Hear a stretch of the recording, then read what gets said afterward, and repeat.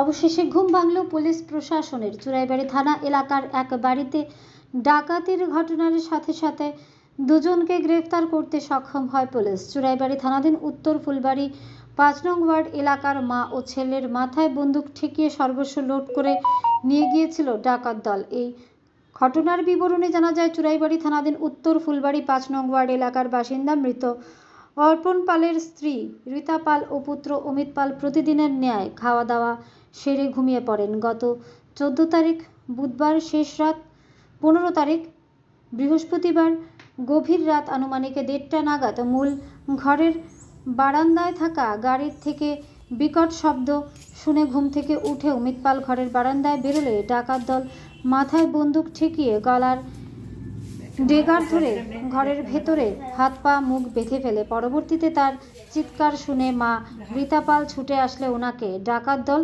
হাত পা মুখ বেঁধে ফেলে। ঘরের ভেতরে থাকা আলমারির লকার ভেঙে নগদ অর্থ 50,000 টাকা পাশাপাশি স্বর্ণের চেইন আংটি চুরি নিয়ে চম্পট দেয় ডাকাত দল, যার বাজার মূল্য 1.5 থেকে 2 লক্ষাধিক টাকা সহ। পাশাপাশি ঘরে থাকা 2টি মোবাইল নিয়েও চম্পট দেয় ডাকাত দল। পরবর্তীতে নিজের বুদ্ধিমত্তা প্রয়োগ করে রীতা পাল নিজেকে বাঁধন থেকে মুক্ত করে পরবর্তীতে নিজের ছেলেকে মুক্ত করেন। রাতে অমিত পাল ঘরে মোবাইল ফোন না থাকায় চুপি চুপি ছুটে যায় প্রথমে স্থানীয় গ্রাম পঞ্চায়েতের উপপ্রধান নাসির উদ্দিনের বাসভবনে। সেখানে ওনাকে ঘুম থেকে ডেকে তুলে সমস্ত ঘটনা অবগত করে। উনি ছুটে আসেন অমিত পাল বাসভবনে। পাশাপাশি অমিত পাল সমস্ত আত্মীয় স্বজনদের ঘটনাটি অবগত করেন।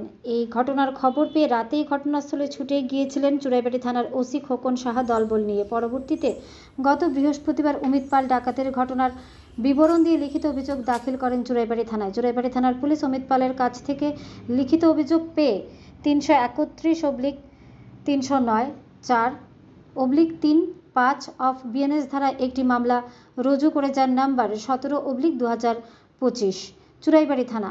অবশেষে গতকাল অর্থাৎ শনিবার রাতে চুরাইবাড়ি থানার পুলিশ উত্তর ফুলবাড়ি ৫ নং ওয়ার্ড এলাকায় ঘটে যাওয়া ডাকাতির ঘটনার সাথে জড়িত থাকার অভিযোগে দুজনকে গ্রেফতার করতে সক্ষম হয়। তারা হলো যথাক্রমে প্রসঞ্জিত নম, বয়স 28, পিতা মৃত সুরেশ নম, বাড়ি ঊনকোটি জেলার কুমারঘাট মুকেশনগর 1 নং ওয়ার্ড এলাকায়, অপরজন আব্দুল করিম, বয়স 20, পিতা মৃত আব্দুল বাড়ি উত্তর জেলার চুরাইবাড়ি থানাধীন পূর্ব ফুলবাড়ি গ্রাম পঞ্চায়েতের খাদিমপাড়া 2 নং ওয়ার্ড এলাকায়। চুরাইবাড়ি থানার ওসি খোকন সাহা জানান, তিনি 3 দিনের পুলিশ রিমান্ড চাওয়া হয়েছে এবং 3 দিনের পুলিশ রিমান্ড চেয়ে তাদের জেলা আদালতে প্রেরণ করা হয়েছে। আজ তাদের পুলিশি রিমান্ডে এনে ওই বাড়ি থেকে টাকা ও স্বর্ণের অলংকার সহ যে সকল জিনিস ডাকাতের দল নিয়ে গেছে তা উদ্ধার করার চেষ্টা হবে। এখন দেখা যাক চুরাইবাড়ি থানার পুলিশ ডাকাতির ঘটনার কিনারা করতে পারে কি না, পাশাপাশি টাকা সহ স্বর্ণালংকারগুলো উদ্ধার করতে কতটুকু সক্ষম হয় কিনা, না নিজেদের মুখ রক্ষা করতে দুজনকে গ্রেফতার করা হয়েছে পুলিশ।